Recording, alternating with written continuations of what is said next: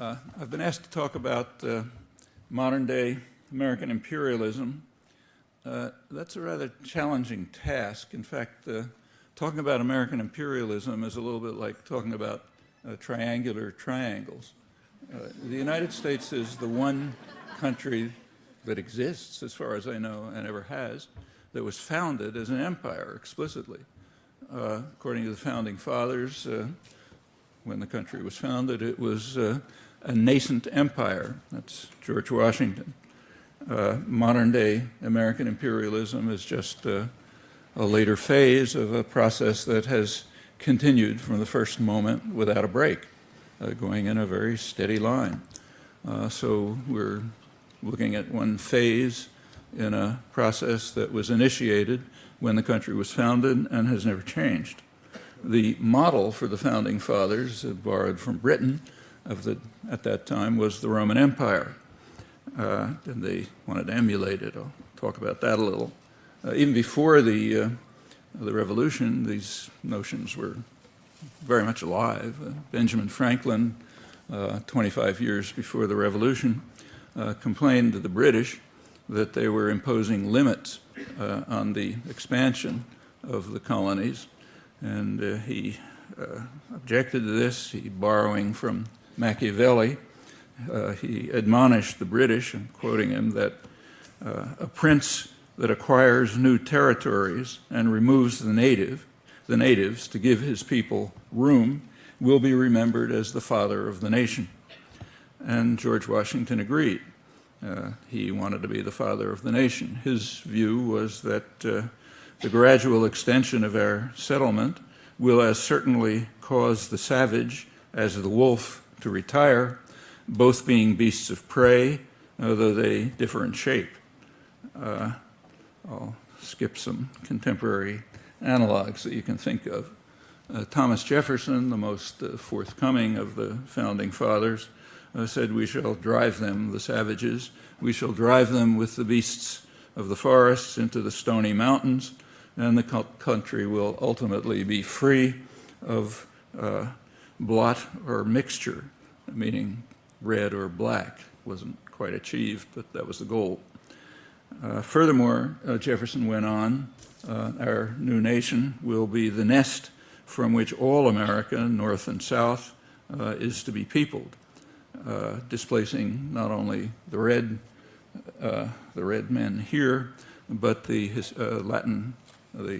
Spanish-speaking population to the south and anyone else who happened to be around. There was a deterrent to those glorious aims, mainly Britain. And Britain was the most powerful military force in the world at the time, and it did prevent the steps that the Founding Fathers attempted to take. In particular, it blocked the invasion of Canada. The first attempted invasion of Canada was before the Revolution, and there were several others later, but it was always blocked by British force, which is why Canada exists. The United States did not actually recognize Canada's existence until after the First World War. Another goal that was blocked by British force was Cuba. Again, the Founding Fathers regarded the taking over of Cuba as essential to the survival of the nascent empire. But the British fleet was in the way, and they were too powerful, just like the Russians blocked John F. Kennedy's invasions. However, they understood that it would, sooner or later, would come. The great grand strategist, John Quincy Adams, the sort of intellectual father of manifest destiny, he pointed out in the 1820s that we just have to wait. They said Cuba will sooner or later fall into our hands by the laws of political gravitation, just as an apple falls from the tree. What he meant is that over time the United States would become more powerful, Britain would become weaker, and the deterrent would be overcome, which in fact finally happened. And we should not ignore these early events. They are very much related to current history. That's made very clear by scholarship on current affairs. So the major scholarly work on the Bush Doctrine, George W. Bush Doctrine, the preemptive war doctrine, major work is by John Lewis Gaddis, who's the most respected historian of the Cold War period. It's on the roots of the Bush Doctrine. And he traces it right back to John Quincy Adams, who is his hero, the great grand strategist, in particular to Andrew Jackson's invasion of Florida, which conquered Florida from the Spanish. And that was strongly approved by then Secretary of State Adams in a famous state paper in which he advocated the principle of preemptive war on the basis of the thesis that expansion is the path to security. So if we want to be secure, after all, we want to defend ourselves, we have to expand. At that time, expand into Florida. We were being threatened by what were called runaway slaves and lawless Indians who were in the way. They were threatening us by their existence, by barring our expansion. And as Gaddis points out, there's a straight line from that to George Bush. Now expansion is the path to security. It means we take over the world, we take over space, take over the galaxy. There's no limit to how much you have to expand to guarantee security. And that's been the principle from the beginning. Gaddis is a good historian, and he cites the right sources on the so-called Seminole War, Jackson's conquest of Florida, but he doesn't bother telling us what the sources say, and it's worth looking at what they say. They describe it as a war of murder and plunder and extermination, driving out the indigenous population. There were pretexts made, but they were so flimsy that nobody paid much attention to them. It was also the first executive war in violation of the Constitution, setting a precedent which has been followed ever since. There was no congressional authorization.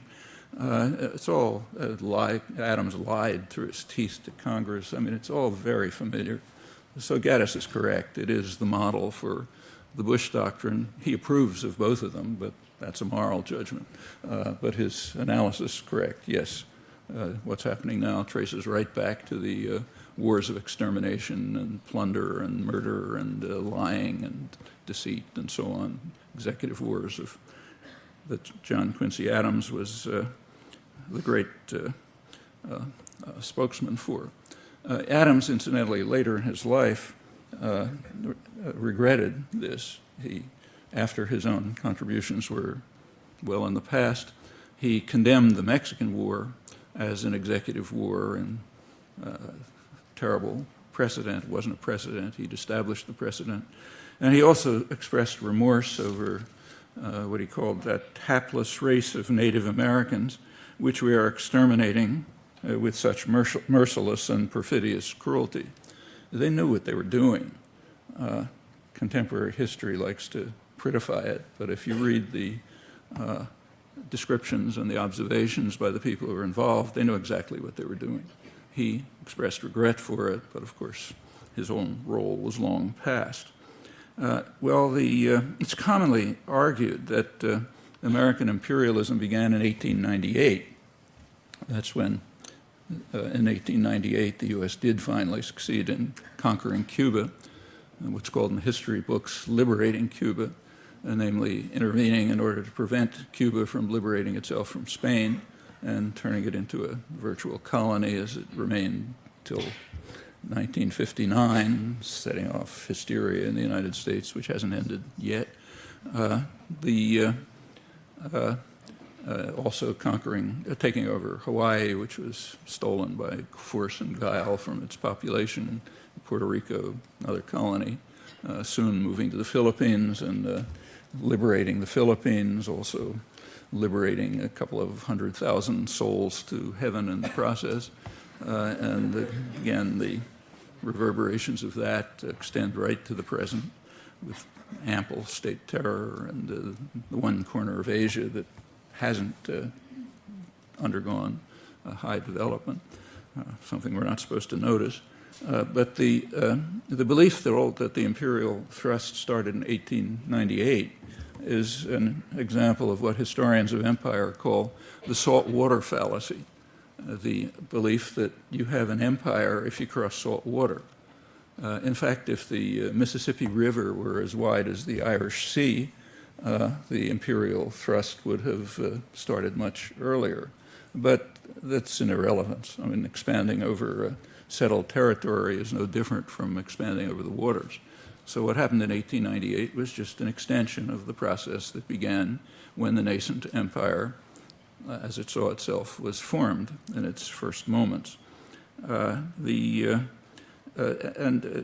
extension to beyond was, again, a lot of this starts right in New England with New England merchants who wanted to, very eager to take over the Pacific trade, the fabulous markets of China, which were always in their minds, which meant conquering the Northwest so you can control the ports and so on, meant kicking the British out and others out and so on. That went on from right here. The goal, as William Seward, who was Secretary of State in the 1860s, pointed out that the central figure in American imperialism, that we have to gain command of the empire of the seas. We've conquered the continent, we're going to settle, take it over. Monroe Doctrine was a declaration that we'll take it over, everybody else keep out. And the process of doing so continued through the 19th century and beyond until today. But now we have to have command of the seas. And that meant when the time was ripe, 30 years later, when the apple started to fall from the tree, given relative power, proceeding overseas to the overseas empire. But it's basically no different than the earlier steps. The leading philosophical imperialist, Brooks Adams, he pointed out that this is 1895, we're just on the verge of moving overseas extensively, that all Asia must be reduced to our economic system. The Pacific must be turned into an inland sea, just like the Caribbean had been. And there's no reason, he said, why the United States should not become a greater seat of wealth and power than ever was England, Rome, or Constantinople. Well, again, there was a deterrent. The European powers wanted a piece of the action in East Asia, and Japan by then was becoming a formidable force. So it was necessary to explore more complex modes of gaining command of turning the Pacific into an inland sea and going on. And that was lucidly explained by Woodrow Wilson, who is one of the most brutal and vicious interventionists in American history. The probable permanent destruction of Haiti is one of his many accomplishments. Those of you who study international relations theory or read about it know that there's a notion of Wilsonian idealism. The fact that that notion can exist is a very interesting commentary on our intellectual culture and scholarly culture. If you look at his actual actions, fine words are easy enough. But these are some of his fine words, which he was smart enough not to put into print. He just wrote them for himself. He said, since trade ignores national boundaries and the manufacturer insists on having the world as a market, the flag of his nation must follow him, and the doors of the nations which are closed against him must be battered down, even if the sovereignty of unwilling nations be outraged in the process. No useful corner of the world may be overlooked or left unused. That's 1907. There's a current version of that, a crude version by Thomas Friedman, who says that McDonald's cannot flourish without McDonnell Douglas, meaning the U.S. Air Force. Well, that's a crude version of Wilson's point. They got to batter down the doors by force and threat, and no corner of the world must be left unused, no useful corner. There was a watershed in this process at the time of the Second World War. At the time of the Second World War, the U.S. already had by far the largest economy in the world and had for a long time, but it wasn't a major player in world affairs. Britain was the leading player, France second, the United States lagging. It controlled the hemisphere, had made forays into the Pacific, but it was not the leading player. However, during the war, U.S. planners understood that the war was going to end with the U.S., the world dominant power. However, it turned out other competitors were going to destroy themselves and each other, and the U.S. would be left alone at comparable security. In fact, the U.S. gained enormously from the war. Industrial production virtually quadrupled. The war ended the Depression. The New Deal measures hadn't done so. The U.S. ended, at the end of the war, the U.S. had literally half the world's wealth, and competitors were virtually either damaged or destroyed, and incomparable security. Controlled the Western Hemisphere, controlled both oceans, controlled the opposite side of both oceans. Just nothing remotely like it in history. And during the war, planners understood that something like that was going to turn out. It was obvious from the nature of the war.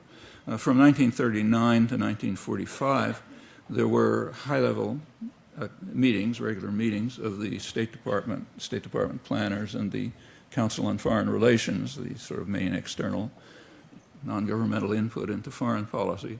And they laid careful plans for the world that they expected to emerge. It was a world, they said, in which the United States will hold unquestioned power and will ensure the limitation of any exercise of sovereignty by states that might interfere with U.S. global designs. Incidentally, I'm not quoting neocons. I'm quoting the Roosevelt administration, the peak of American liberalism.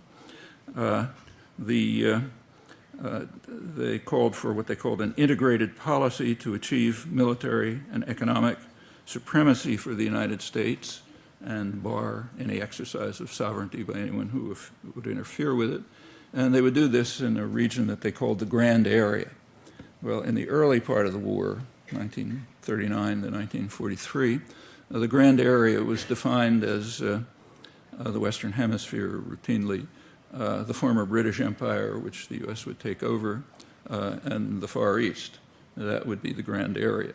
They assumed at the time that there would be a German-led world, the rest. So it would be a non-German world, that's us, and a German world. As the Russians gradually ground down the Nazi armies after 1942, it became pretty clear that there wouldn't be a German world. So the Grand Area was expanded to be as much of the world as could be controlled, limitless. That's simply pursuing the old position that expansion is the path to security for the nascent empire of 1776. These policies were laid down during the war, but then they were implemented right after the war. In fact, now that we have available in the declassified record the planning documents of the late 1940s, it turns out they're not very surprisingly very similar to the wartime planning.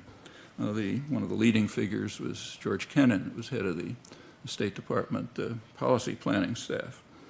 He wrote one of his many important papers in 1948, PPS 23 if you want to look it up, noted that the United States has half the world's wealth but only 6% of its population, and our primary goal in foreign policy must be, as he put it, to maintain this disparity. And in order to do so, we must put aside all vague and idealistic slogans about democracy and human rights. Those are for public propaganda and colleges and so on. But we must put those aside and keep to pure power concepts. There's going to be no other way to maintain the disparity. And then in the same paper and elsewhere, he and his staff went through the world, assigned to each part of the world what would be what they called its function within this global system in which the U.S. would have unchallenged power, unquestioned power. So Latin America and the Middle East obviously would provide the energy resources that we would control, gradually pushing out Britain, throwing out France immediately, and pushing out Britain slowly over the years, and turning it into essentially a junior partner, as the British Foreign Office ruefully described their role at that time. Latin America we simply control. That's our little region over here, which has never bothered anyone, as Secretary of War Stimson said, while the U.S. was violating the principles it was establishing by setting up a regional organization in violation of the UN Charter and so on. So Latin America we keep, Middle East we control. Southeast Asia would be, its function was to provide resources and raw materials to the former colonial powers. Meanwhile, we would purchase them too. That would send dollars there, which the colonial powers would take, not the population. And they could use those to, Britain, France, Netherlands could use the dollars to purchase U.S. manufacturers. It's called a triangular trading arrangement, which would allow, the U.S. had the only really functioning industrial system in the world, had a huge excess of manufacturing products, and there was what was called a dollar gap. The countries we wanted to sell it to didn't have dollars. That's Europe, basically. So we had to provide them with dollars, and the role of function of Southeast Asia was to play a role in that, hence the support for French colonialism and recapturing its Indo-Chinese colony and so on. There was various variations, but that's the basic story. And so Kennan went through the world and assigned them its function, each part. When he got to Africa, he decided that the United States really didn't have much interest in Africa at that time, and therefore we should hand it over to the Europeans to exploit, it's his word, to exploit for their reconstruction. He said it would also give them a kind of a psychological lift after the damage of the war and while we were taking over all of their domains. Well, you could imagine a different relationship between Europe and Africa in the light of history, but that couldn't even be considered. I mean, it was like too outlandish to discuss and still is. So Africa was to be exploited by Europe for its reconstruction with consequences we know. The U.S. has since gotten into the act. Well, that was Kennan. He was removed from office soon after because he was considered too soft-hearted, not up to dealing with this harsh world, and he was replaced with real tough guys, Dean Acheson, Paul Nitze, and others, and there's no time to go through it, but if you ever want an education on hysterical jingoist fanaticism, you really should read their documents. If you've studied these issues, you've heard of at least NSC 68, which is discussed by everyone, but its rhetoric is omitted. And you have to look at its rhetoric to see what's going on in these crazed heads of the great thinkers. And this is true of the whole National Security Council culture. There's a wonderful book on it that came out a couple of years ago by James Peck, a sinologist, called Washington's China. It was the first scholarly book to go through the whole national security culture. And it's like reading a collection of madmen, but it's very much worth studying, much more worth studying than most of what people study in their courses on these issues. Well, anyway, that's what do we do about Latin America, the one nobody has, it's our domain. Well, Kennan was pretty explicit about that too. He said in Latin America we should prefer police states. The reason is, and he said that harsh government measures of repression should cause no qualms as long as the results are on balance favorable to our interests, in particular as long as we guarantee the protection of our resources. Our resources happen to be somewhere else, but that's a historical accident. They're our resources, and we have to protect them. And if you have to do it by the mailed fist, okay, that's the way you do it. As I say, he was removed. There is a long, ugly history. There's no time to go through it, but the Cold War history essentially follows this pattern. The Cold War was a kind of a tacit compact between the superpower and the smaller power, the United States and Russia. The compact was that the United States would be free to carry out violence and terror and atrocities, limitless in its own domains, and the Russians would be able to run their own dungeon without too much U.S. interference. So the Cold War, in effect, was a war of the United States against the Third World and of Russia against its much smaller domains in Eastern Europe. And the events of the Cold War illustrate that. Each great power used the other's threats as a pretext for repression and violence and destruction. The United States way more than Russia, if you look at the record, reflecting their relative power. But that's essentially the picture.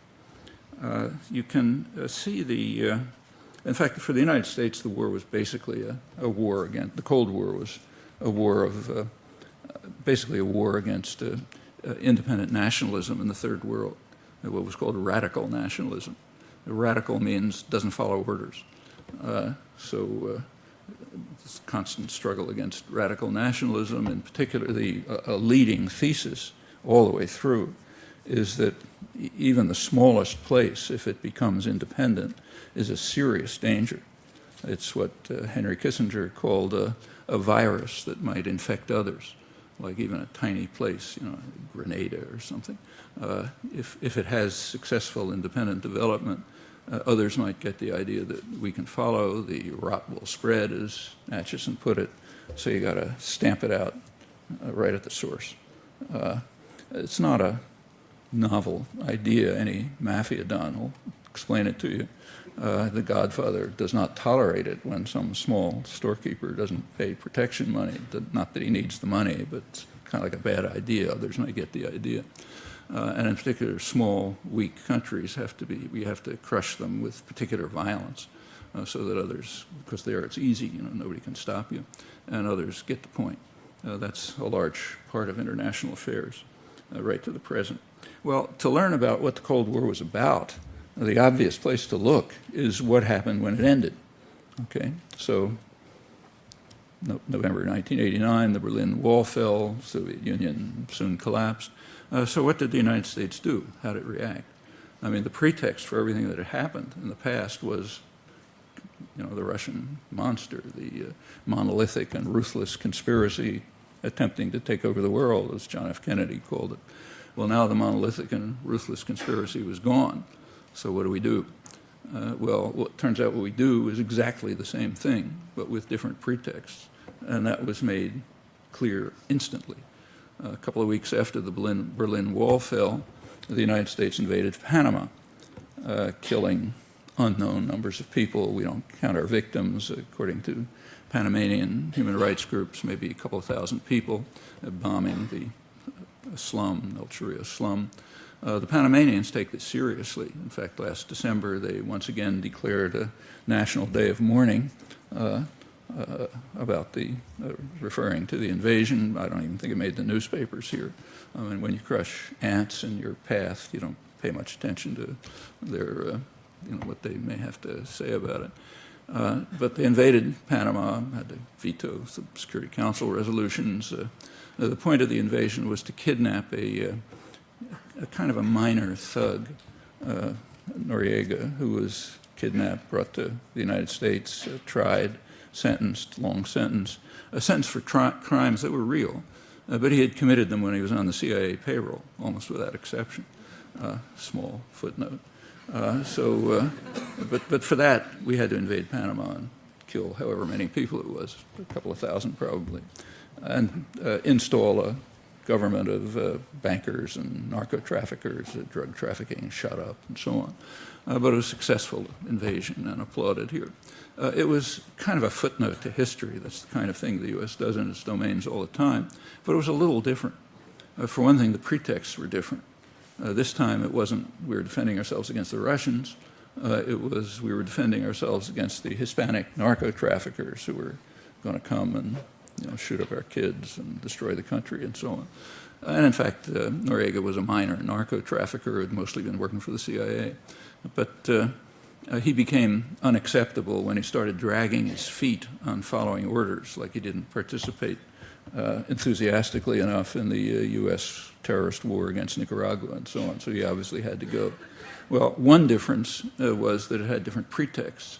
Another was that the United States was much freer to act.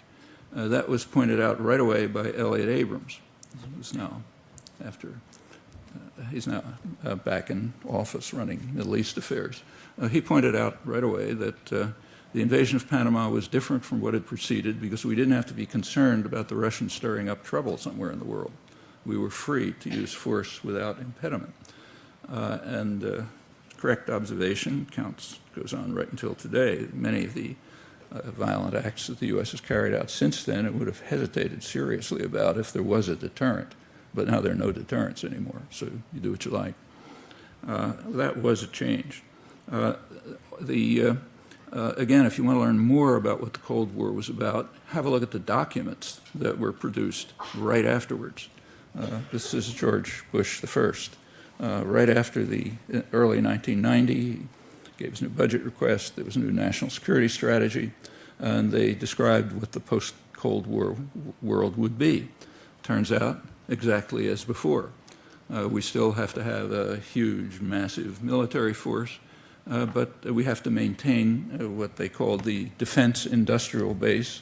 That's a euphemism for high-tech industry. For the public and so on, you talk about our belief in free trade and free enterprise and so on. But anyone who knows anything about the U.S. economy knows it's based on the state, extensively on the state sector. High-tech industry is very largely within the state sector, and it's under a government, typically under a Pentagon cover as long as it's electronics based. And that's called the defense industrial base. So we have to maintain the huge public subsidy to high-tech industry called the defense industrial base. We have to have a massive military, but it has different targets. As they pointed out before this, we were aimed at a weapons-rich target, namely Russia. Now we're aiming at a target-rich region, namely the Third World. They don't have any weapons, but there are a lot of rich targets there. So that's what we need the major military forces for. In fact, that's pretty much what it was in the past too, but now it's openly conceded. We have to, with regard to the Middle East specifically, we have to maintain intervention forces directed at the Middle East. And then comes this interesting comment. We need the same intervention forces directed at the Middle East, where the problems that we faced could not have been laid at the Kremlin's door. Okay, so sorry, folks, we've been lying to you for the last 50 years, claiming we're defending ourselves against the Russians. But now that the Russians aren't there, it turns out the problems couldn't have been laid at the Kremlin's door, which is correct. The problems were independent nationalism, and they continue to be so. But now it's said open and clear because the pretext is gone. We have to also be concerned now about what they call the technological sophistication of third world powers. It's a really overwhelming threat. It's kind of like Hillary Clinton a day or two ago saying that if Iran attacks Israel with nuclear weapons, we'll obliterate Iran. And the chance of Iran attacking Israel with nuclear weapons is somewhere below an asteroid hitting Israel, but it doesn't matter. It's a nice throwaway line. But that's the kind of threat we have to worry about. It's kind of like Ronald Reagan in 1985 strapping on his cowboy boots and declaring a state of national emergency because of the threat posed to the national security of the United States by the government of Nicaragua, which was only 2 days away from Harlingen, Texas. So we really had to tremble in terror. Well, that's that's standard. It had to increase after the end of the Cold War with the main pretexts gone, and it has. This is all consistent with a conception of aggression that has developed through the period and right up till today. It's very lively today. Aggression has a meaning, but that meaning doesn't apply to us. By U.S. leaders, aggression means resistance. So anyone who resists the United States is guilty of aggression. And that makes sense if we own the world. So any act of resistance is aggression against us. So when the U.S. invaded South Vietnam in the early 1960s under Kennedy, Kennedy said we're defending ourselves against what he called the assault from within. And the leading liberal light, Adlai Stevenson, described it as internal aggression. So internal aggression by South Vietnamese against us, and of course we're there by right because we own the world. That continues right to the present. So skip a lot of time because nothing much changed and come right up till today. So the big problem of the Middle East now, read the Washington Post a couple days ago, is the growing aggressiveness of Iran. That's what's causing the problems of the Middle East. Well, you know, aggression has a meaning. It means sending your armed forces into the territory of some other state. When the latest case of Iranian aggression was a couple of centuries ago, unless we count Iranian aggression that was carried out under the Shah, which we approved of, the tyrant who we imposed, conquered a couple of Arab islands, but that was okay. But nevertheless, we have to defend ourselves against Iranian aggression in Iraq, in Lebanon, and in Gaza, where Iran is carrying out aggression, meaning people there are doing things we don't like, and Russia isn't around, so we'll blame it on Iran. That's aggression.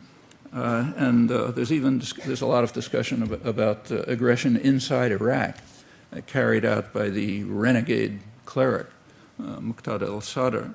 If you read the press, you might get the idea that Muqtada's first name is renegade. It's hardly a phrase, a reference to him that doesn't talk about the renegade Muqtada al-Sadr. Why is he a renegade? Well, he opposes the U.S. invasion of his country. Okay, that makes him a renegade, or a radical, obviously. And that's routine. Nobody questions that. It's kind of like reflexive description. Condoleezza Rice was asked a little while ago in a TV interview, how could we end the war in Iraq? And she said it's a very easy way to end the war. She said it's quite obvious. Stop the flow of arms to foreign fighters. Stop the flow of foreign fighters across the border. That'll end the war in Iraq. Well, you know, if somebody was looking at this who hadn't been adequately brainwashed by a good Western education, they would collapse in ridicule. I mean, yes, there are foreign fighters in Iraq and plenty of foreign arms in there, namely from the country that invaded Iraq. But they're not foreign, remember? They're indigenous, because we're indigenous everywhere. That follows from owning the world, going back to the nascent empire spread. So therefore, we're not foreign fighters there or anywhere else. We're indigenous, and it's the foreign fighters who have to be stopped. And actually, the concept of aggression has expanded recently. There's a couple of, back in January, you may have seen there was an important statement by 5 former NATO commanders, which was reported. The big issue was that they had said we have to base our military posture on possession of nuclear weapons. But it's nothing new. It's always been true. It was strongly advocated by the Clinton administration, but in much stronger terms, in fact. But that was what was reported. However, what was interesting was, and the one thing that was new, was their expansion of the concept acts of war. They said acts of war against which we must defend ourselves by the use of nuclear weapons, if necessary, is using weapons of finance. Okay, so if a country uses weapons of finance against us, that's an act of war, and we have to be ready to use nuclear weapons if necessary. Well, 2 months after, in late March, the United States Treasury Department warned the world's financial institutions against any dealing with Iran's state-owned banks. Now, those warnings have teeth, thanks to the Patriot Act. A little noticed element of the Patriot Act permits the United States to bar from access to the United States financial system any country that violates its orders. Meaning if a German or a Chinese or other bank tries to have dealings with Iran, they can be barred from the U.S. financial system, which is a cost that very few are willing to bear, and is in fact a declaration of war, and by the judgment of the 5 NATO commanders, an act of war against which Iran is entitled to respond any way it likes, perhaps with nuclear weapons or terror or whatever, according to these judgments. Now, you'll notice that there's a serious logical fallacy in what I've just been saying. It overlooks 2 fundamental principles, which are the crucial principles of world order. The rest is footnotes. The first principle is that we own the world and Iran doesn't. So therefore, the principles don't apply to us. They only apply to others. And kind of a corollary to that is that everything we do is necessarily with the best of intentions. That's a tautology. You don't have to give evidence or arguments. And that's a constant feature of the intellectual culture, almost without exception, across the spectrum. So, for example, during the invasion of Vietnam, I hope I don't have to describe it to you, but it killed several million people, destroyed 3 countries. It's just a monstrous atrocity. And it was, if you look over there was vast discussion of it, mainstream discussion. But if you look closely, you'll find that there was never a principled critique of the war. That was not permissible. The typical, just to keep to the kind of left critical end, and the rest gets worse. At the end of the war, Anthony Lewis of the New York Times wrapped it up. He said, speaking from the left liberal extreme, that the United States entered the war with blundering efforts to do good. Notice, efforts to do good is a tautology. We did it, so therefore it's efforts to do good. So it's not saying anything. Blundering, because it didn't work as well as they wanted, at least. Worked pretty well, but not as well as they wanted. So we started with blundering efforts to do good, but by 1969, it was clear that we could not establish democracy in South Vietnam at a cost acceptable to ourselves. Well, established democracy in South Vietnam is on a par with some Soviet commissar saying that Stalin was trying to establish democracy in Eastern Europe. But that doesn't matter. It's us, so we were doing. But the problem with it was the cost to us. Okay? So that meant we had to sort of start pulling out. Well, that's the critique at the very left end. Take one more example. The leading American liberal historian, maybe the most famous historian of his generation, Arthur Schlesinger, who was at first a superhawk, like the whole Kennedy administration was. No alternative to victory in their invasion of South Vietnam, which is what it was. But by the late 60s, he was having second thoughts, and he wrote a book expressing them. And he said that we all pray that the hawks will be correct in hoping that the surge of the day, a big influx of troops, will be successful. And if they are, we will be praising the wisdom and statesmanship of the American government in winning the war, and he was aware of what it was. He said, leaving a land of wreck and ruin with its institutions destroyed may never recover. But we'll nevertheless be praising the wisdom and the statesmanship of the American government, and we pray that they're right, the hawks. But he said they probably aren't right. It's probably going to be too costly for us. No question about the cost to the Vietnamese. I mean, land of wreck and ruin. So therefore, maybe we ought to rethink it. Well, that's the criticism at the critical end of the spectrum, the dovish critical end. Then from there on over to the jingoist end of the spectrum, you have a kind of a debate. Could we have won with more force, or was it a lost cause anyway, and so on. It's rather striking that the population is out of this. So in 1969, the year that Lewis pointed to, 70% of the population thought that the war was fundamentally wrong and immoral, not a mistake. Try to find anything in the literature of educated sectors that says it was anything but a mistake, that it was fundamentally wrong and immoral. That's not unusual. Internally, the government was aware of this. One of the things that is not taught but should be read, because it's very illuminating, is the final part of the Pentagon Papers. Pentagon Papers are not declassified archives, they're stolen archives, so we know a better idea what they were thinking. The Pentagon Papers end in 1968, right after the Tet Offensive in January 1968, which convinced the business world that this is going to cost us too much, we better start winding it down. There was a request from the government to send another couple 100,000 troops to Vietnam, but they were dubious about doing it and didn't do it finally because they were afraid that there would be an uprising in the United States, a popular uprising of unprecedented proportions, and they would need the troops for civil disorder control because of protest among underprivileged people, women, youth, and others who just weren't going to take anymore. Well, that tells you that they didn't admit that they were listening, but they were, and they always do. If they needed the troops for control, and they sort of slowly started backing off. Another 6 years of war, devastated Laos and Cambodia and much of Vietnam, but at least they started winding down.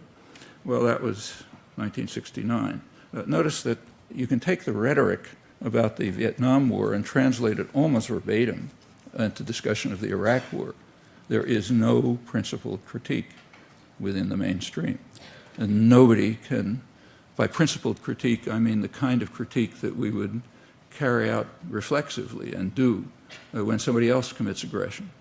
Say when the Russians invade Czechoslovakia or Afghanistan or Chechnya, we don't ask, is it too costly? In fact, it wasn't costly at all. It practically killed nobody in Czechoslovakia, Chechnya, after reducing the place to ruin.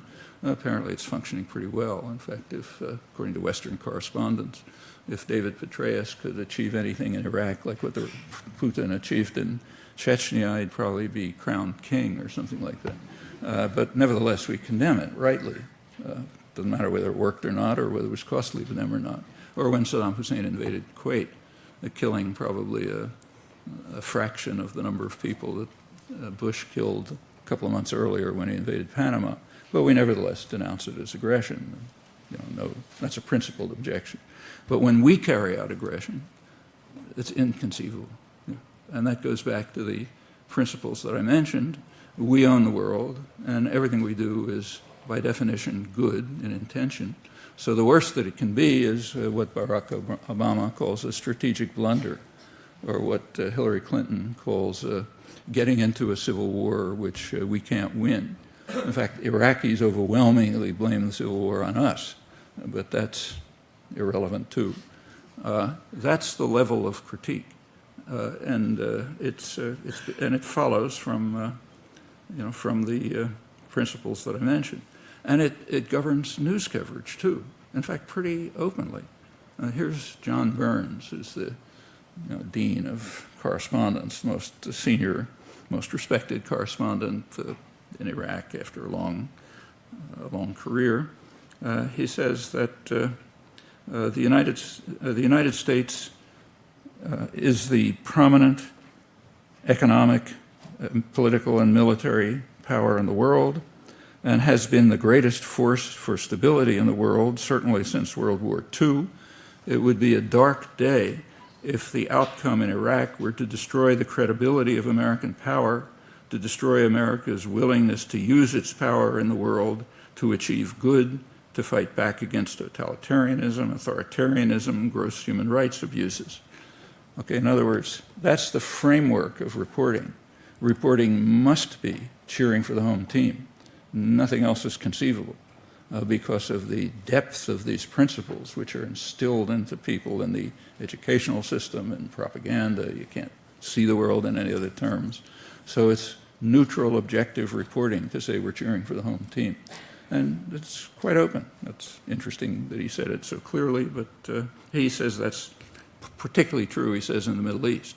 Notice it makes not the slightest difference what the people of the world or the Middle East think. That's not relevant. Or for that matter, what the people in the United States think. So the Vietnam War was benign efforts to do good, which were too costly to us, even when 70% of the population said that's fundamentally wrong and immoral, not a mistake. Population here is as irrelevant as the population in the rest of the world, unless you're frightened of them, and you have to keep your troops here for civil disorder control. What do people think? Well, what people think we know from international polls that are regularly taken. They think that the United States is the most frightening, dangerous country in the world. Not John Burns' line. What about and there's overwhelming opposition to U.S. force, just almost everywhere. It's also true of the Middle East, and there's nothing new about it. So our current George Bush, after 9/11, asked why do they hate us, and went on, they hate our freedoms, and so on. You remember that. what the press should have reported is that he was just repeating a question that President Eisenhower asked in 1958. Eisenhower asked his staff, why is there a campaign of hatred against us among the people of the Middle East? And the National Security Council, the highest planning agency, had provided an answer. He said the people in the Middle East, their perception is that the United States supports brutal tyrannies, blocks democracy and development, and does so because we want control of their oil. And then they went on to say, yeah, perception's more or less correct, and that's the way it ought to be. So therefore, there's a campaign of hatred against us. And so it continues. After 9/11, the Wall Street Journal, to its credit, conducted some polls in the Middle East. They didn't care about the general population, what's demeaningly called the Arab Street. They polled what they called moneyed Muslims, bankers, managers of multinational corporations, kind of guys we like. And they found pretty much the same thing as 1958. It's not, they don't have any objection to neoliberalism or any of this stuff. In fact, they love it. But they condemn the United States for supporting harsh, tyrannical regimes, which it does, and opposing democracy and development, which it does, because we want to control their energy resources. By 2001, they had other objections, namely Israel's US-backed vicious repression and dispossession of Palestinians, which is ongoing, and also the sanctions against Iraq. The sanctions against Iraq didn't get much play here because we don't pay attention to our crimes. That's crucial. That's part of the principle that everything we do is good. But they do pay attention. And in fact, we know a lot about them, or we can if we want to. There were two directors of the Oil for Food program, supposedly the humanitarian part of the sanctions. Both of them resigned because they regarded the sanctions as genocidal, carrying out a huge massacre of the population. The Clinton administration would not permit them to transmit their information to the Security Council, which was technically responsible. And the media agree. The spokesman for the State Department, James Burns, said that, referred to Hans von Sponeck, the second of them, as, he said, this man in Baghdad is paid to work, not to talk. And the press agrees and scholarship agrees, so they're suppressed. They knew more about Iraq than any other Westerner. They had hundreds of observers running around the country sending back reports. But you can do a Google search and find out how often they were allowed to speak in the United States in the run-up to the war, or for that matter since. Von Sponeck, who's a very distinguished international diplomat, wrote a book about it about 2 years ago called A Different Kind of War. I don't think there's a reference to it in the United States, let alone a review. We do not want to publicize our genocidal actions.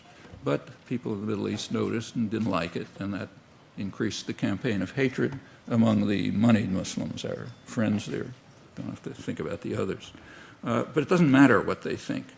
The same is true of the invasion of Iraq. Iraqis regard it as worse than the Mongol invasions. It's the great successes. Iraq may never recover. I mean, the great success story of Petraeus is to establish warlord armies, which will probably tear the country up in the future, and also to turn, say, Baghdad. It's true that violence in Baghdad has declined, partly because there are fewer people to kill. There's been massive ethnic cleansing, and that's been accelerated by the Petraeus strategy of building essentially walled communities. There's a comment by Nir Rosen, who's one of the 2 or 3 journalists who actually reports seriously from Iraq. He speaks Arabic fluently, and he looks Arab, so he can get around easily. He travels all over, not with armed guards and Abrams tanks and so on. He says, talking about Baghdad recently, he says, looming over the homes in the district he's looking at are 12-foot-high walls built by the Americans to confine people to their own neighborhood, emptied and destroyed by civil war, which the U.S. fomented, walled off by the surge. Sections of the city feel more like a desolate post-apocalyptic maze of concrete tunnels than a living, inhabited neighborhood. They're controlled by separation walls and, in fact, by the increasing use of air power, but a little quieter, so therefore the critics, having no principled criticism, don't talk about it much. Well, what does the public think about all these things? Well, we know about Iraq. The public wants to get out, but they're irrelevant. What about Iran? The next major crisis looming, which will make Iraq look like a tea party if they go through with it. There are opinions about this. There's the opinion of American elites, which you can read, say, in the New York Times or Washington Post or liberal journals and so on. They'll tell you that Iran is defying the world by enriching uranium. Well, exactly who is the world? Okay, well, we can find out.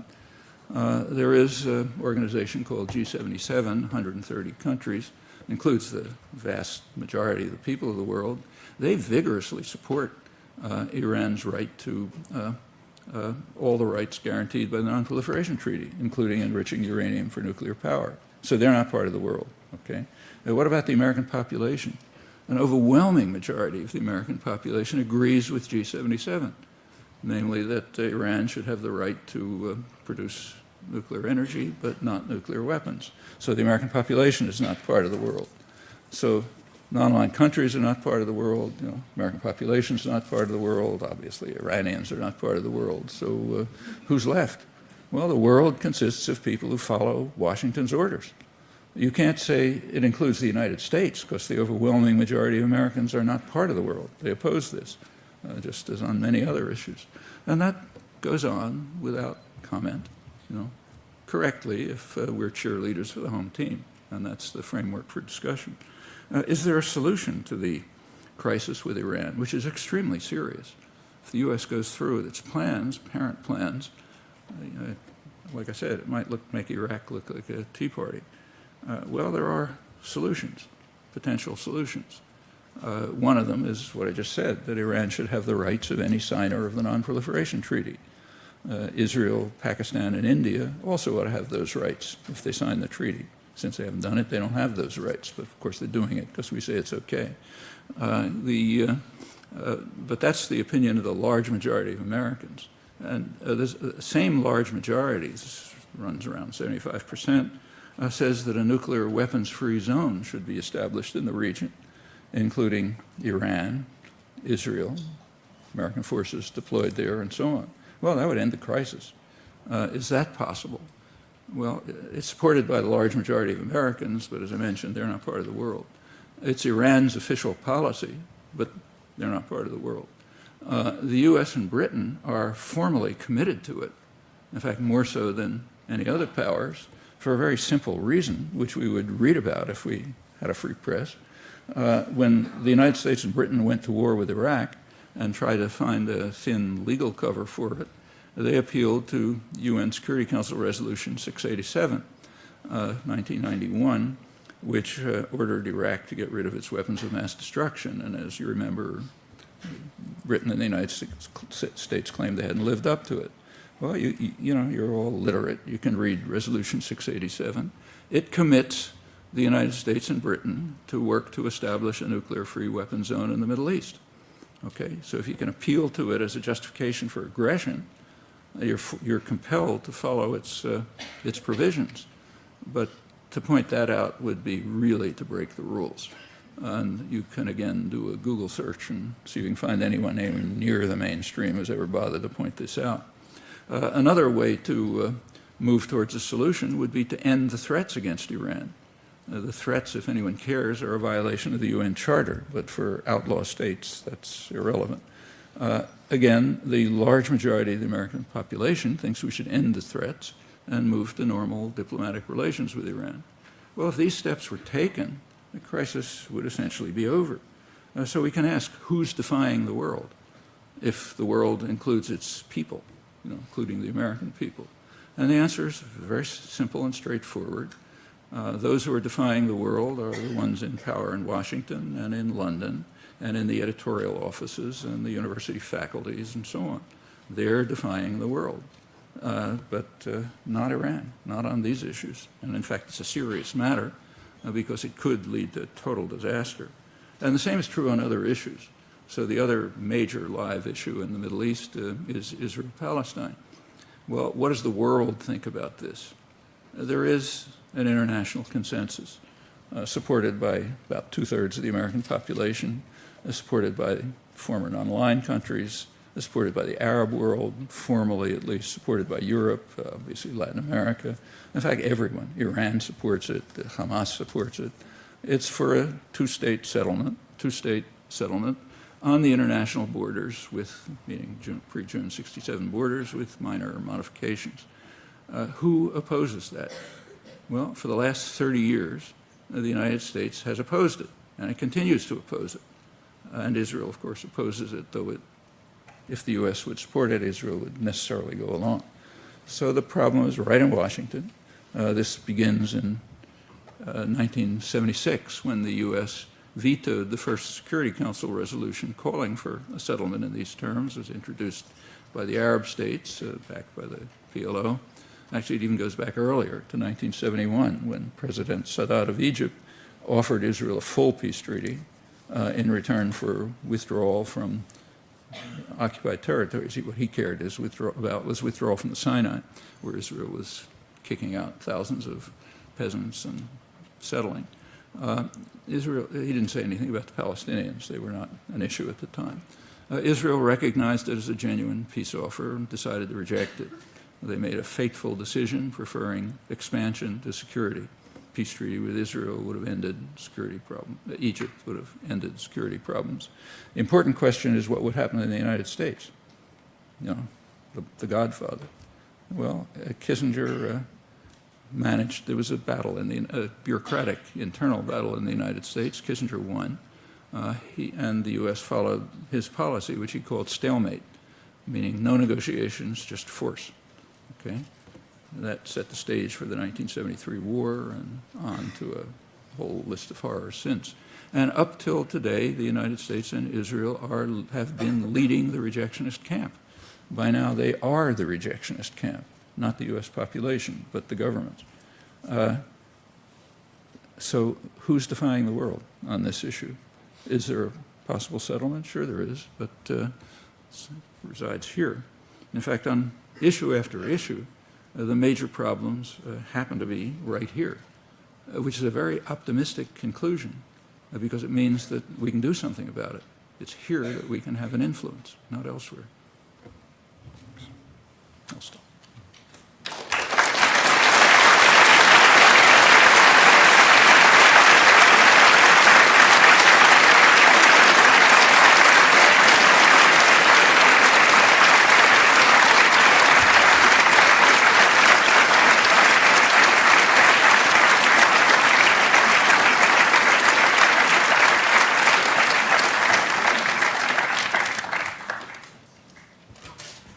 Time? Yeah. If anyone has any questions, there's mics set up. 3 mics. You can come on down.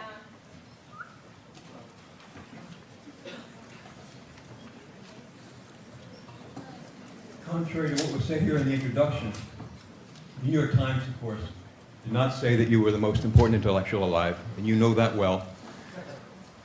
It was merely an outsider, a professor at Stanford, who said it in a review which appeared in the New York Times. Interestingly enough, you've used that quote on several of your books, also a fabricated quote. You've also said that whenever that arises during an introduction like tonight, you always say something about it and correct it. And that's, of course, a falsehood because you didn't do it here tonight. And that's happened in the past also. Number 2, I couldn't help but notice the reference to Arthur Schlesinger. Apparently you're still something sticking in your craw about your bout with him, I guess it was around 1970, in which he exposed you for fabricating some Harry Truman quotes.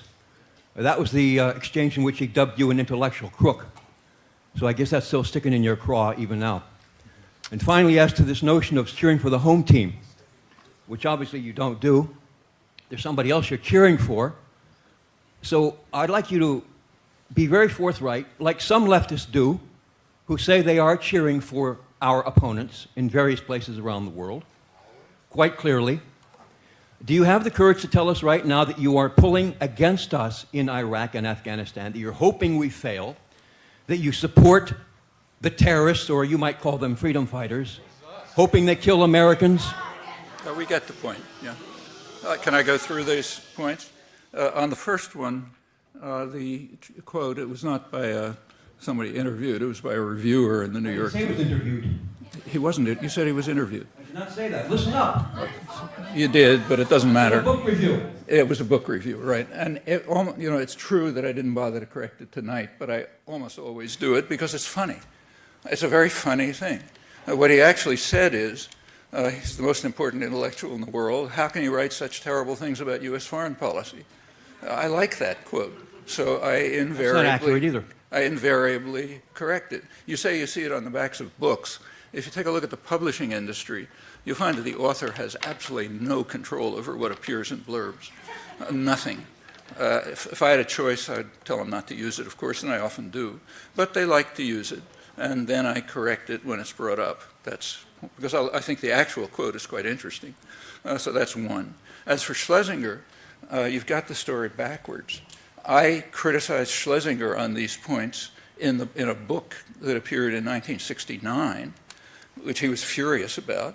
And in his review of that book, which was a furious review, he tried to find some error, and he found an absolutely trivial error, so small that it was corrected 2 months later in the second printing. But he's been screaming about it. He's screamed about it ever since, and people like you do too.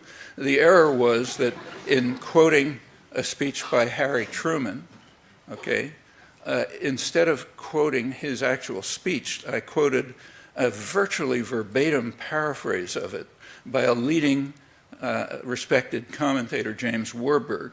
So the words were slightly different, though the content was exactly the same. As I say, it was so trivial, it was corrected 2 months later in the second printing. It's a rare book that doesn't have some small error. But yes, the defenders of state violence are desperate, and if they can find anything that they can point to, they'll run with it forever. So that's the truth about the second point. As for the cheering, you heard what I said, and it's what I've written. I think we should pay attention to the population, okay? Population of the United States, population of Iraq, population of the world.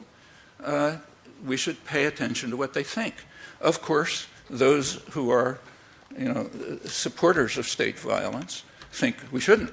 We should pay attention to the guys in power and to the cheering section that among the intellectuals that supports them. Well, I don't agree with that. Just to take the case of Iran, I think the opinion of the American population happens to be very sound, and I support it. And the same is true in Iraq. I think the opinion of Iraqis is very sane. Last December, the Pentagon released a study of focus groups in Iraq and reported it as good news. They gave a very upbeat report. They said, contrary to what people are saying, the critics, there's a lot of agreement among Iraqis, and therefore there's hope for reconciliation, okay? And then if you read down a little further, what was their agreement about? Well, there was overwhelming agreement among Iraqis that the United States is responsible for the ethnic cleansing and the sectarian violence, and that the United States should get out, okay? That's what there's agreement about. Well, yeah, I think we should pay attention to our victims. And I can go down the line if you like. Everything else you said is just pure fabrication, and you know it.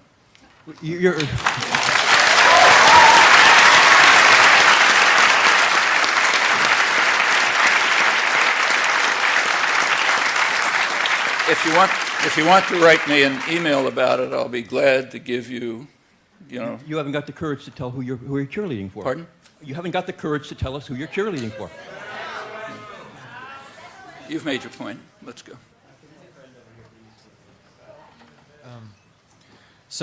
Decades ago, the U.S. instituted a policy of undercutting foreign food markets I'm via... sorry. Could you raise your hand, whoever's talking? Oh, over there. Oh, sorry. Yeah. Go ahead.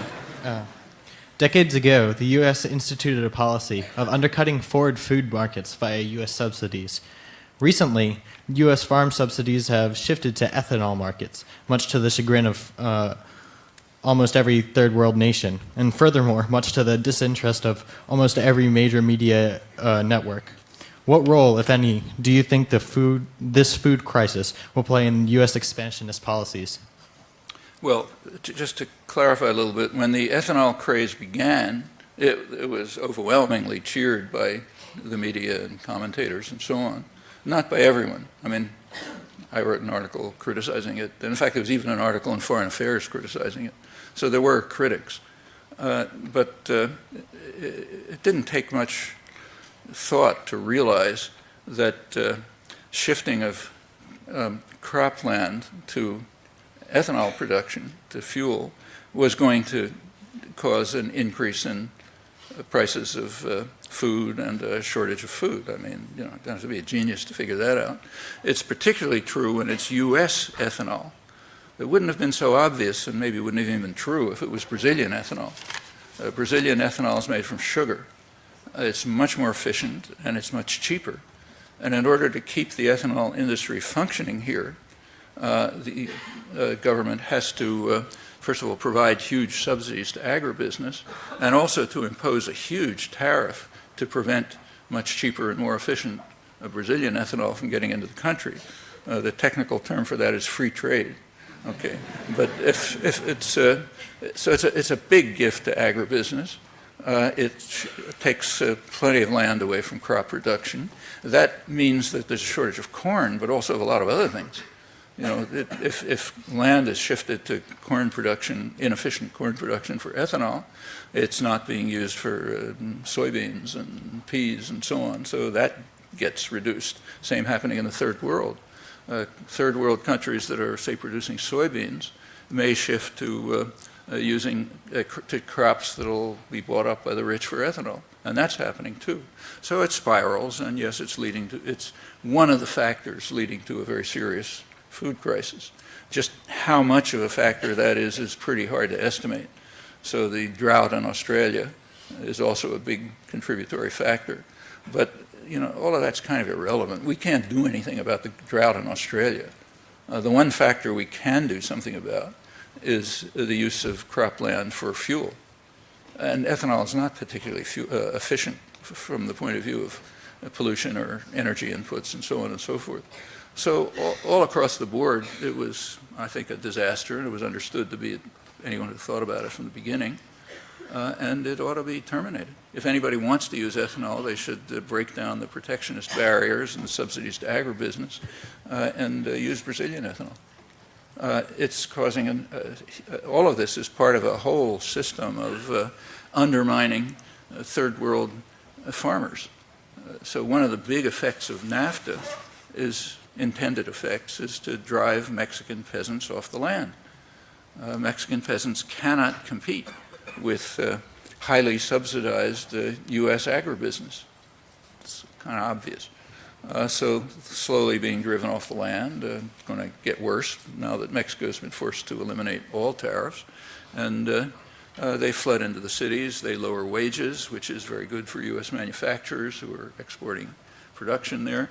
And then they try to flee across the border. So we build walls. You know? I mean, these things are all interconnected. Same with Haiti.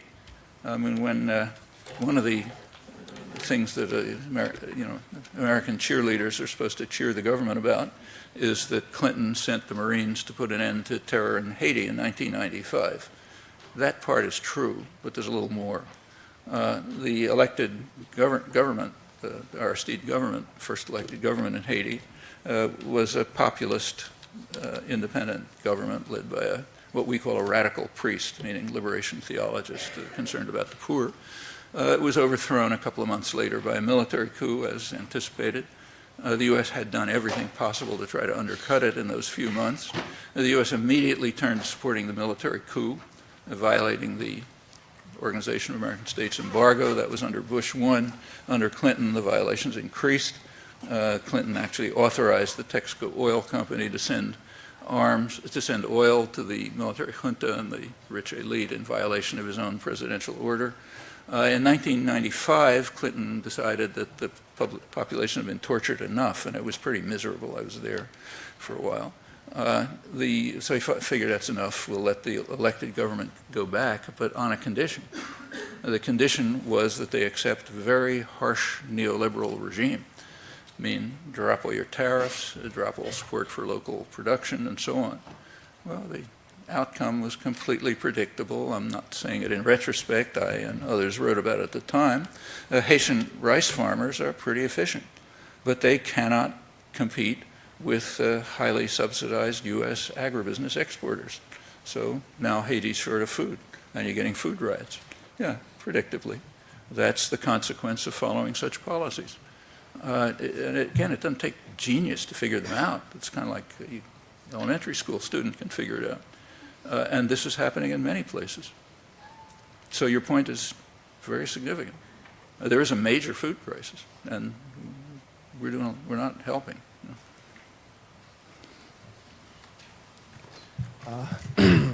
Hi. First of all, thanks.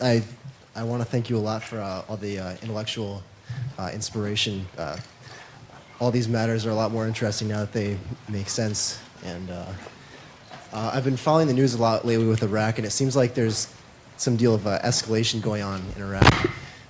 And like a few weeks ago, Vice President Cheney made a major trip to the Middle East, and shortly thereafter, the Iraqi government commenced a large-scale offensive against Sadr's forces in Basra, and subsequently there was more large-scale action against Sadr's forces in Sadr City in Baghdad.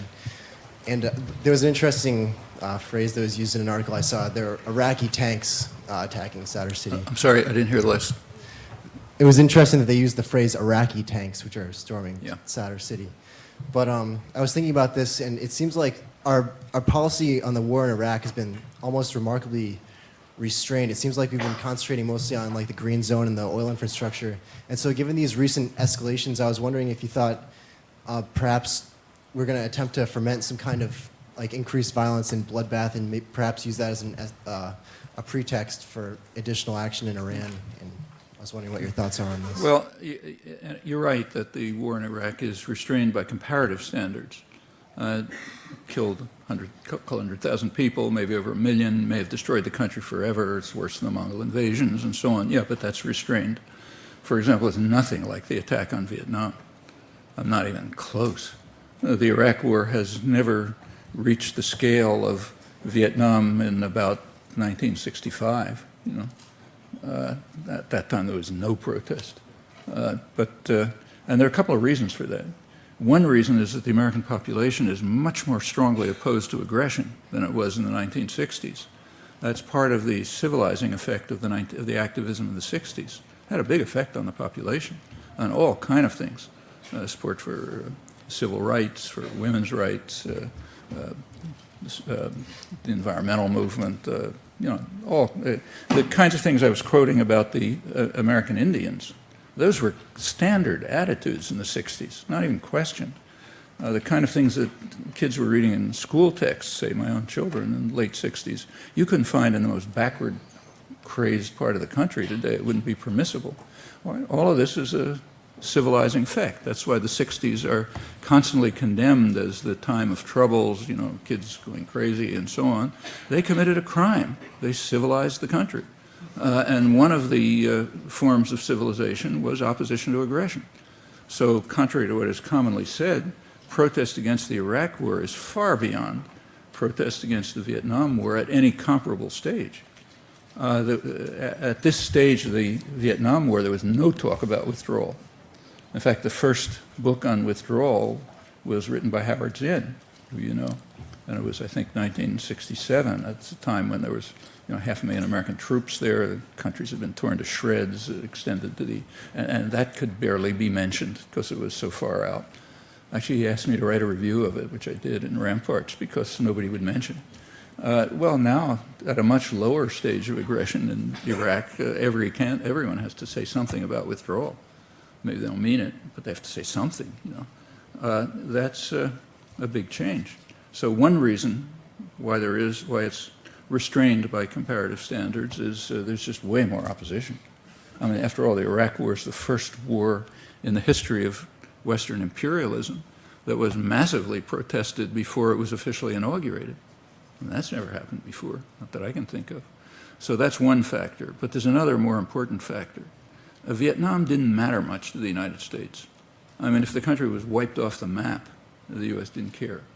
I mean, Eisenhower tried to build up some support for his early stage of the war by talking about tin and rubber and so on, but that was a joke. I mean, Vietnam had no resources of significance to the United States.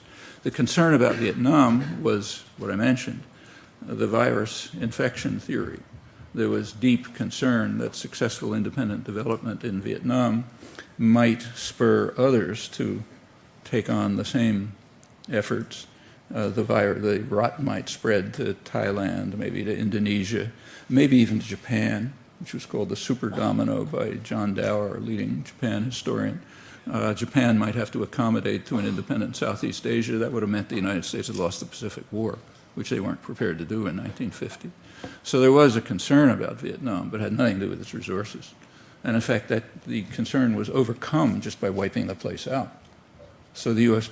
basically won the war in the 1970s. Didn't achieve its maximal objectives, but it did satisfy its basic war aims. You can't destroy Iraq. It's far too valuable. I mean, Iraq has probably the second largest energy resources in the world. They're very cheap and easily available. It's not like Alberta tar sands. You stick a pipe in the sand and the oil gushes out. And it's right at the heart of the major energy producing section of the world. That's a valuable asset, not like Vietnam. So yes, there's got to be a limit on the destructiveness. You can't destroy an asset that you want to maintain. And the U.S. does want to maintain it. Just today it happens that I just took a look at the morning newspaper. The Christian Science Monitor has a front page article on the opening of what's called the U.S. Embassy in Baghdad. I mean, the embassy is not like any embassy in the world. It's the size of the Vatican. It has 21 buildings. It's an entirely self-contained city inside the inside the protected area of Baghdad. I mean, they're not building that in order to tear it down.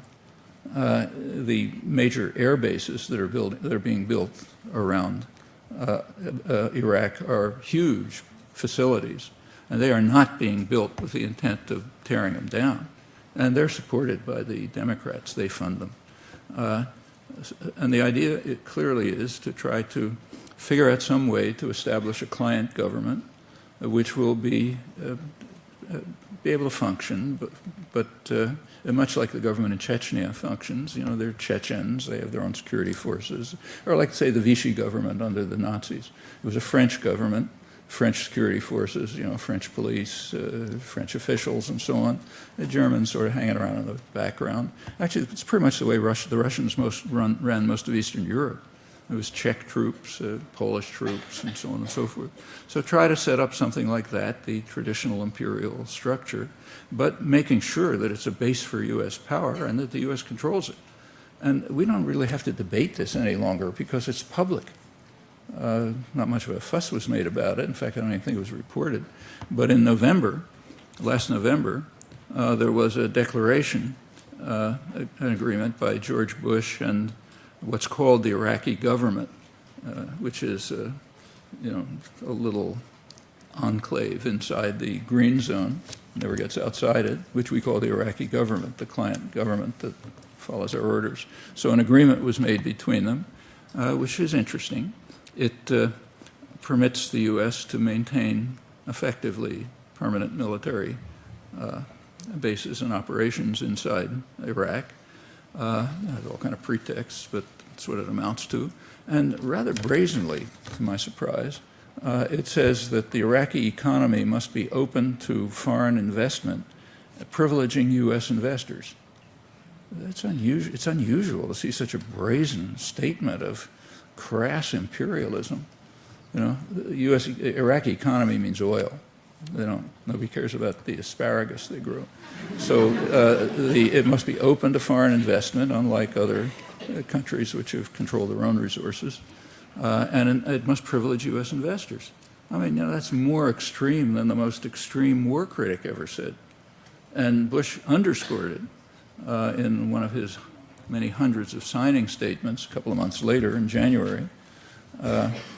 in which he said that he signed some legislation, but he said, I'm not going to live up to it. In fact, I won't live up to any legislation that interferes with the U.S. goal of maintaining sort of permanent capacity for military operations there and controls the energy resources. Well, that's totally different from Vietnam. The U.S. didn't care. Once the country was destroyed, and Laos was destroyed, and Cambodia was destroyed, the U.S. didn't care very much what happened, happy to pull out. This is just a completely different situation, both domestically and in terms of the geopolitics of it. I'm tempted to ask a follow-up, but I think I'll cede to the other people that are waiting. Yeah. Take that mic over there. Hi. I really enjoyed your book, Manufacturing Consent, and I was just curious. Over the last couple of days, the mainstream media has gotten behind this irrefutable evidence that North Korea has built a nuclear reactor in Syria and that Israel was able to successfully wipe it out. I was kind of curious to hear your take on that and maybe cut through the propaganda. Yeah, that's a very interesting story. Actually, I've written about it a little if you're interested, and I'll give you some references. But I happened to be listening to NPR on the way in here, the evening news, and they had one of their sober intellectual reports, which was a perfect example of what John Burns was describing, how you have to cheer for the home team.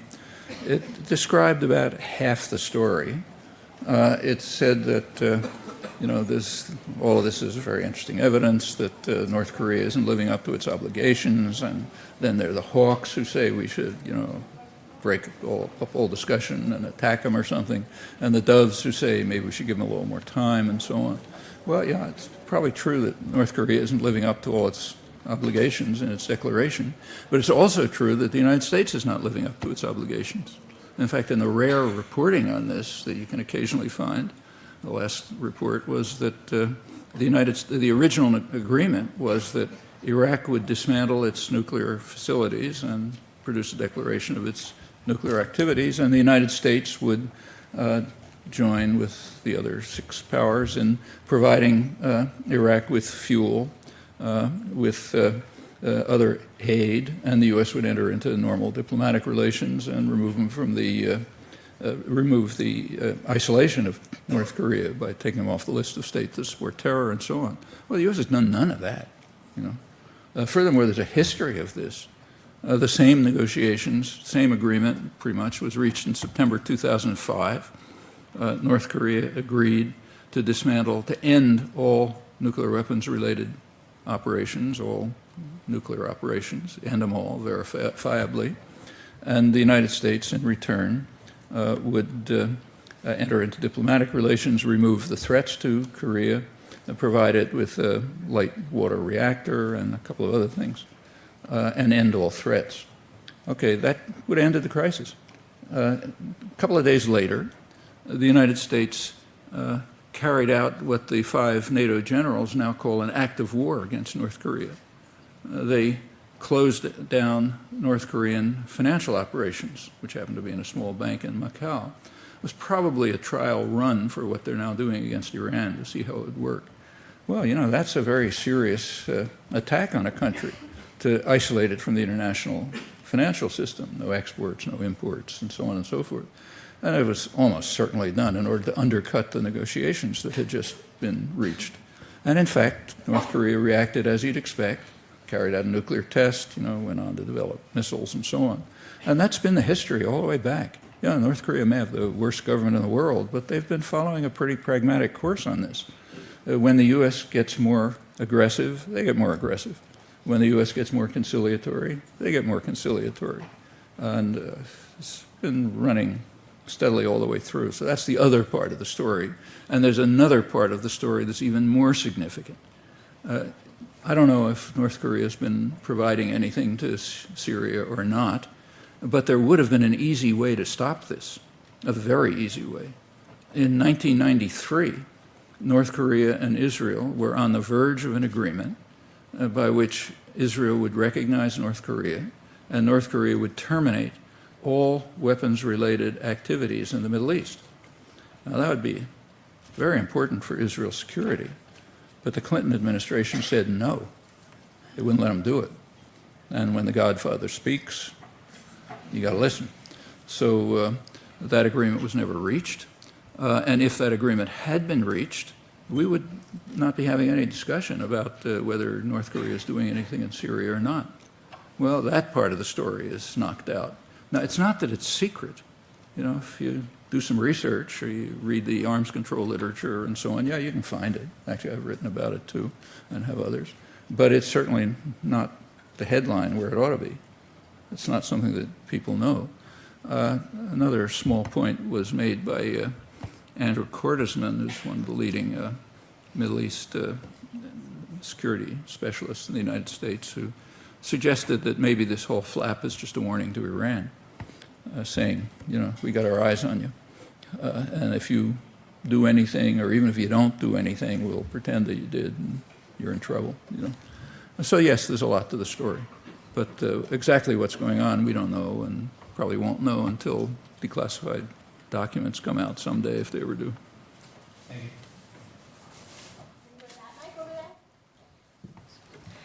Hi, I've read your books and I think you're excellent.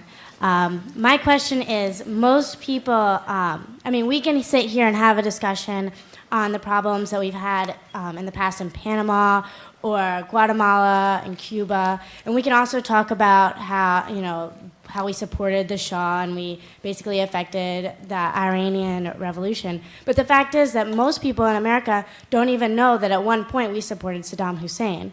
So knowing this fact, how can we help educate the rest of the American public on all of these issues when it seems that, the media won't do it, and it's all of this information that you say is easy to find is maybe not so easy for the average person.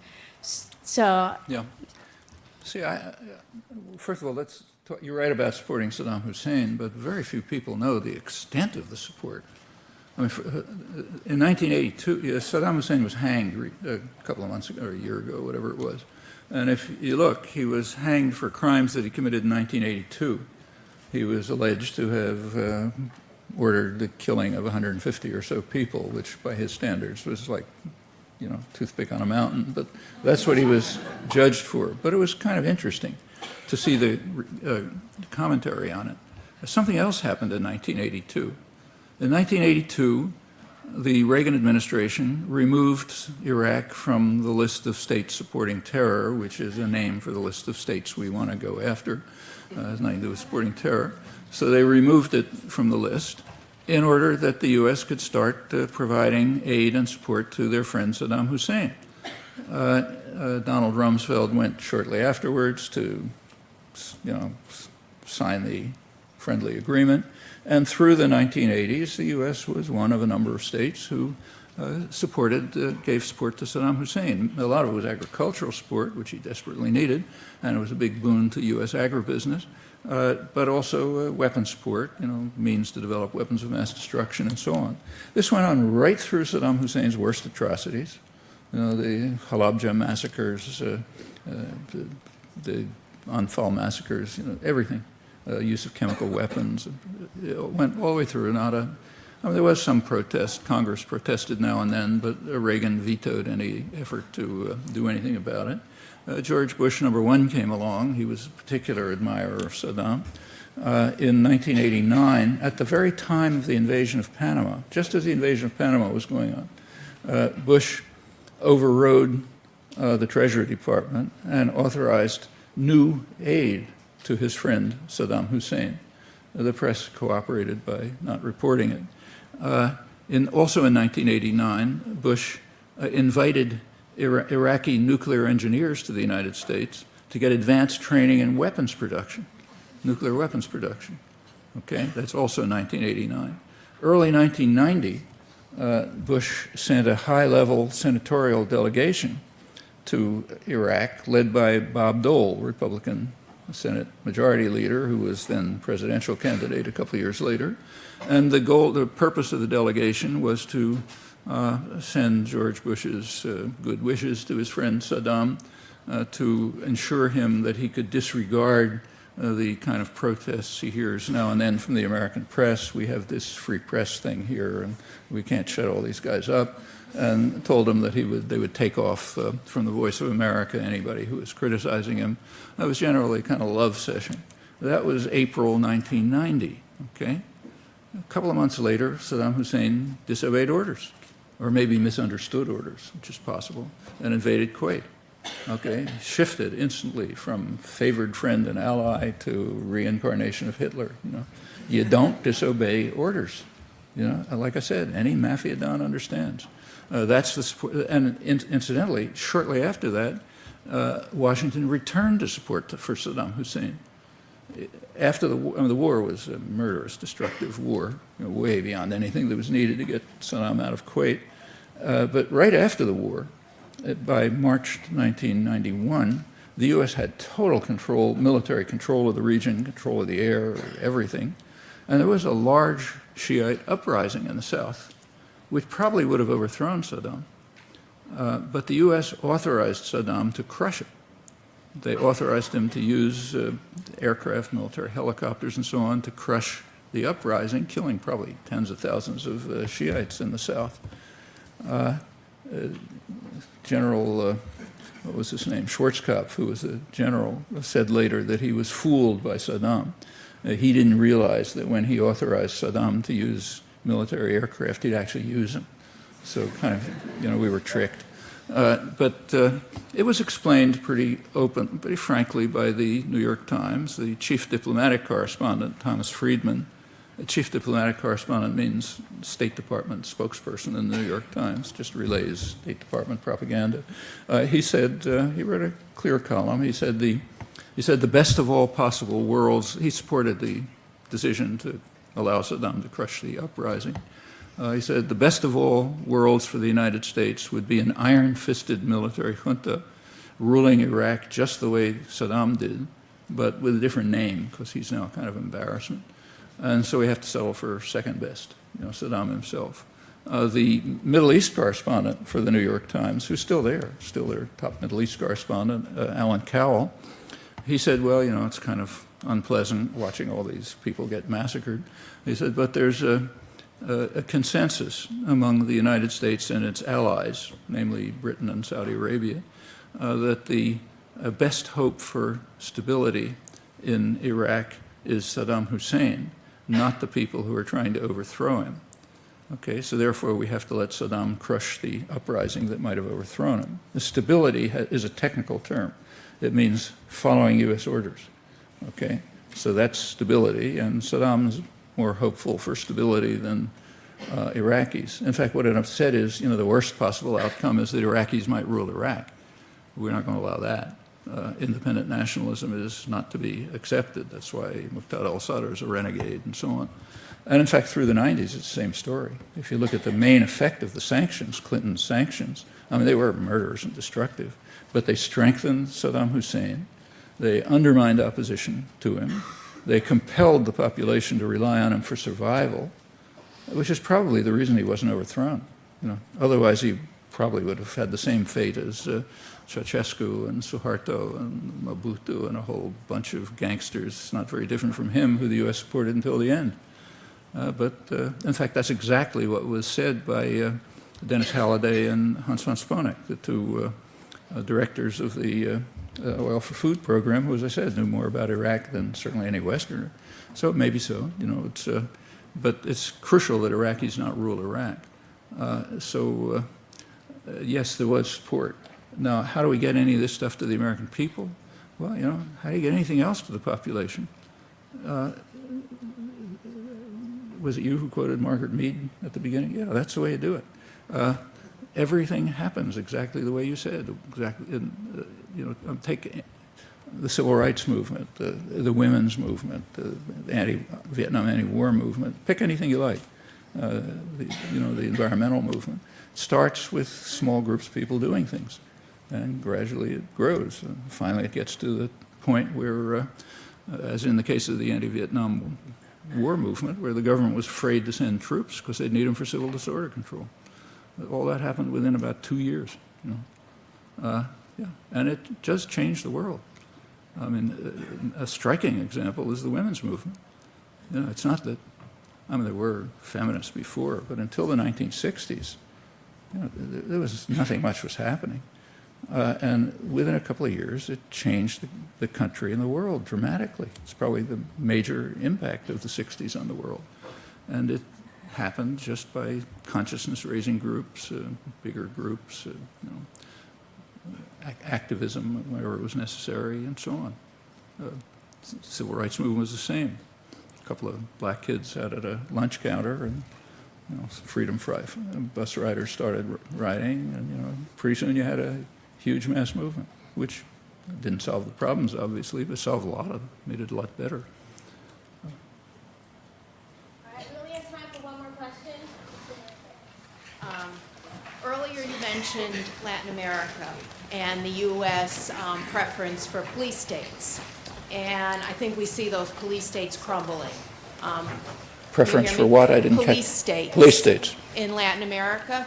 And those states are crumbling. Most recently, there was the election in Paraguay. And while we never heard anything about the generations of rulers in Paraguay, this weekend there was a significant election. You know, we find Correa in Ecuador, who is saying that U.S. military bases have no place in Ecuador. Venezuela, a revolution with resources, a rich revolution. Evo Morales in Bolivia right now, as you know, is being threatened, and that there is a worldwide appeal to cease the hostilities. Anyway, my question is, how do you see Latin America moving forward on its leftist path, or just on its own path, and defying the U.S.? This is one of the most important things happening in the world, I think. It's not Latin America, unfortunately, it's South America. Central America was so devastated by Reaganite terror, it may never recover. So they're not part of this much. I mean, a little, but not much. But South America is undergoing a really dramatic change. I mean, it's the first time since the Spanish invasions that the countries of South America are beginning to face two fundamental problems, which have turned them into like a horror story. You know, some of the worst poverty and misery in the world, in a region with enormous resources and a lot of potential. You know, it's not like you know, it's not a desert somewhere. The two problems are both problems of sort of disintegration. One of them internal to each society, another among all the societies. The Latin American societies typically have been run by a very small, wealthy, very wealthy, largely white elite. Race-class correlation's pretty close, with a mass of suffering and misery. That's been an internal problem. So if you compare it with East Asia, it's striking. I mean, Latin America has many advantages over East Asia. It should be way ahead in development. But in Latin America, capital is exported by the tiny, rich elite. The imports are luxury goods, so they can, you know, live it up.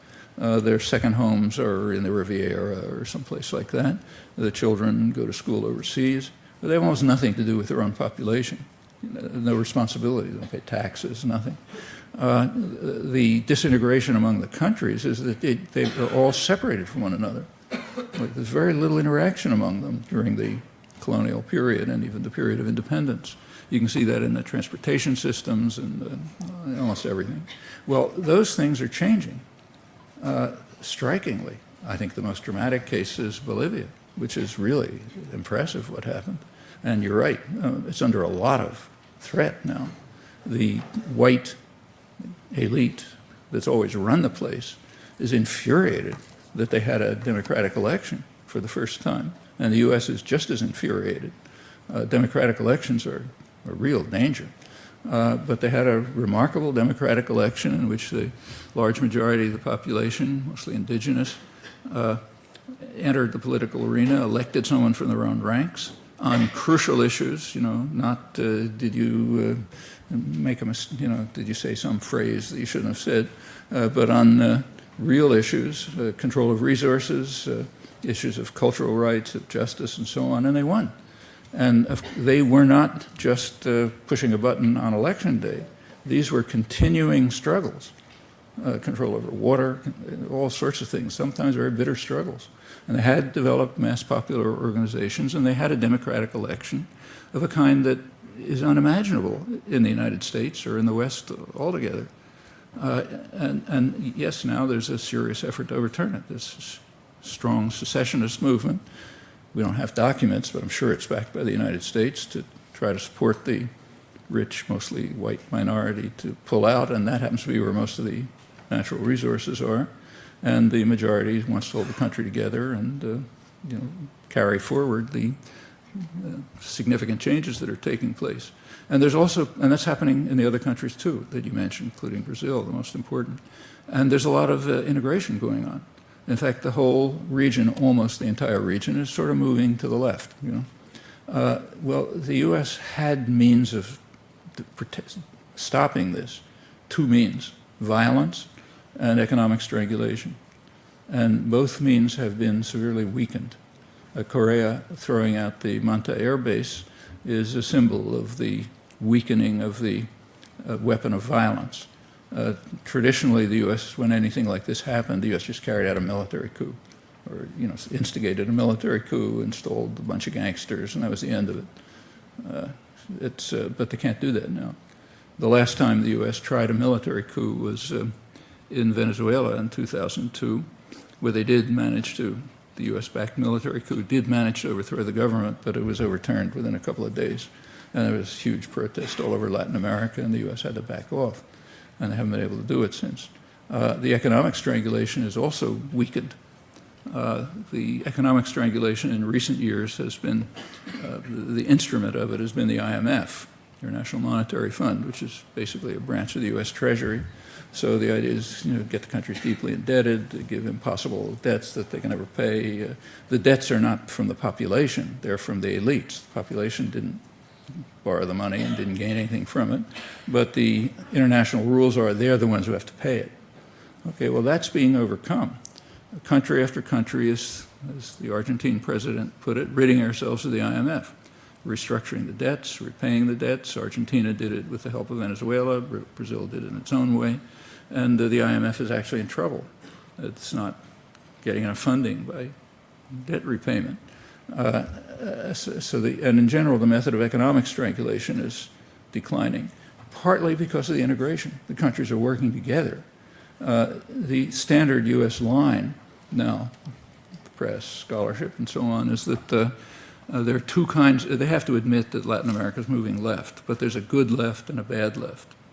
The good left is Lula in Brazil. The bad left is, of course, Chavez and Morales and maybe Correa. But in order to maintain that party line, you have to be quick on your feet. For example, you have to overlook the fact that one of the strongest supporters of Chavez is Lula. It doesn't fit the party line, so it doesn't get reported. After Lula in Brazil, after he was reelected, his first act practically was to fly to Caracas to support Chavez in his electoral campaign and to dedicate a joint Venezuelan Brazilian project. There's now more projects developing. Shortly after that, there was a very important meeting of the Latin American presidents in Cochabamba in Bolivia, very important place. That's where the Bolivian Revolution took off. That's where peasants began protesting the World Bank U.S. programs to privatize water, which means water's out of, people can't drink because they can't pay the costs. So they they succeeded in throwing out the Bechtel Corporation and blocking the efforts. It wasn't easy. A lot of people got killed. That's Cochabamba. It's a real symbol. So that's where the Latin American presidents met. It was December 2006. And they made interesting plans, joint plans for a European Union type integration, and actually taking steps towards it. And the U.S. just doesn't have much that it can do about it. It's lost its main weapons. Now, there are plenty of internal problems to overcome, so it's not going to be an easy path. But this is the first time they're being seriously faced, and with the participation of substantial mass popular movements. That's the basis for democracy. It's one of the reasons why we don't have a functioning democracy. We don't have mass popular movements. So therefore, popular opinion can be mostly disregarded as it is. But they're overcoming that. It's a real model to look for.